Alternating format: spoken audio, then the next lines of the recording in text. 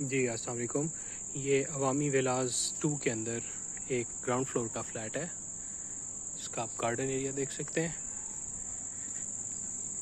Side पे कुशादा driveway है और सिक्योरिटी के लिए इनका लोहे का दरवाज़ा भी लगा हुआ है बाहर। अंदर आ जाएं, ये लाउंज है। यहाँ पे एक कुशादा बड़ा और इस साइड पे एक किचन अवेलेबल है और किचन के साथ आगे चले जाते हैं तो 2 बेडरूम्स हैं। एक फर्स्ट बेडरूम ये है, ये पीछे लॉबी के लिए दरवाज़ा खुलता है यहाँ पे और फुल कबर्ड्स आप देख सकते हैं। और इसके साथ ये दूसरा बेडरूम है, इसमें भी इसी तरह एक विंडो है और पीछे कबर्ड है इसके।